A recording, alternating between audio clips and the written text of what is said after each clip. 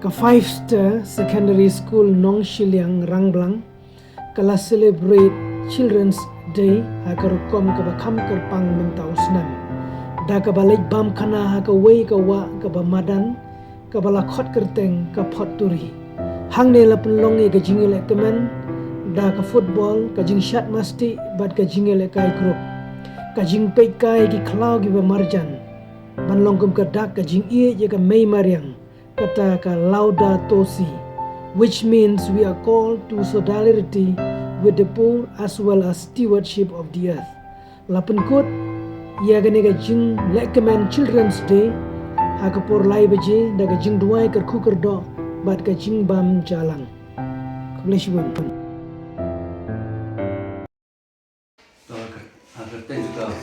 pasal sekali sekolah Rangblang Muslim, minta kasih kepada milik mandi burung dan kita kasih bakrau di naskah kepada kita memang kasih trendi. Jadi saya menurut bandel ke bakam kerpang tambah nak tahu agak jemput kamu ini kain kelasukan lagi ke batam dengan sudah terjadi kebagian cumi kacang men langjuni ini kai dikena kebagian sudah kita kecil di salam kecil bam dalam kebagian salit sibit sisi salum kebagian sikot ka wah puturi wah put usam orang lang sosialnya di kerman berkena sini saya kena explore ke kebagian lab dan kitchen jadi Nabi kena isi bakin juilat si ban let saya jaga kiba kimbat juilat si kalau kiba temai nanti jengki bagi kita scam ba leba jadi kita nanti jengki nikai ini kena cumi ini kita kantam ke orang nanti berkunjung leba jadi nanti nikai si kalau kau ikat nak nanti itu kau tahu kau boleh kerana cuci. Bagi sekarang ini kena cuci ini, tidak kesap tambah agak jing bomla ban si jing puting si nadi yang cuci kepala. Tapi dia boleh cuci kau si kena cuci. Jadi ikan man ba, si agak jing trash tom cuci kai, agak jing trash tom cuci kena cuci ini. Ini sekarang aku kasi baik ada sekolah juga lima kacing trash tom berjuki si kasapau kali kado kata juni. Di namun si cukup kita ibaratnya wish orang lang kena happy Children's Day to all my